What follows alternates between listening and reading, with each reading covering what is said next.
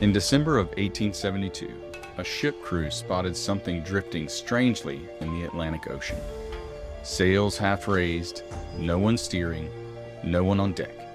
When they climbed aboard to investigate, they found something that still doesn't fully make sense 150 years later. The ship was fully stocked, food still on the table, a sewing machine sitting open with a half-finished piece of fabric still in it. The captain's charts and logs still there. Cargo still there. Personal valuables untouched. The only thing missing was every single person who'd been on board. This is the story of the Mary Celeste.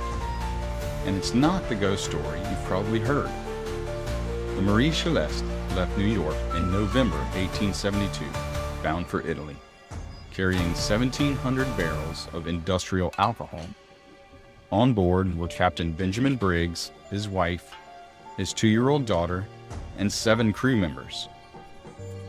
10 people total, experienced sailors, an experienced, respected captain. Nothing about this crew suggested trouble. A month later, another ship called the Dea Gracia spotted the Mary Celeste, drifting alone hundreds of miles off course. Its crew boarded her and found the ship in a strange but livable condition. Slightly damaged, taking on some water, but structurally fine, and completely empty.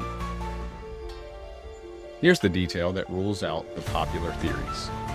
There was no sign of struggle, no blood, no damage suggesting piracy or mutiny. The valuables were still there. If pirates had attacked, they would have taken something, and the ship's single lifeboat was missing. The last detail is the key to almost every serious theory.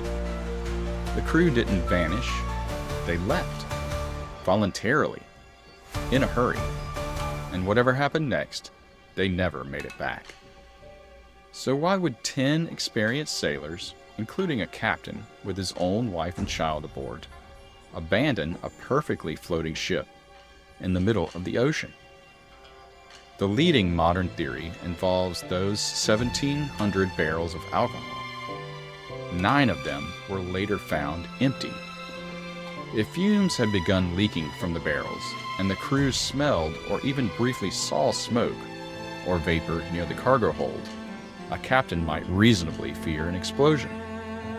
In a moment of panic, believing the ship was about to blow, Briggs may have ordered everyone into the lifeboat, tied it to the ship with a line for safety, and waited for the danger to pass. Except the line likely snapped, or was cut in a moment of panic, and a rowboat in open ocean with 10 people in December didn't stand a chance. If that's what happened, here's the haunting part. The ship they abandoned was never actually in danger. It sailed on just fine, empty, for weeks. They may have died fleeing the threat that was never going to sink them. That's the real lesson buried in this story, and it's one that shows up again and again throughout history. Sometimes the disaster isn't the thing you're afraid of, it's the panicked reaction to it.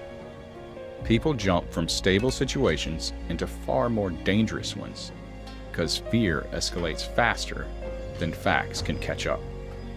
Financial panics that crash markets faster than actual bad news justifies. Stampedes at events where the real danger was the crowd's reaction, not the original alarm.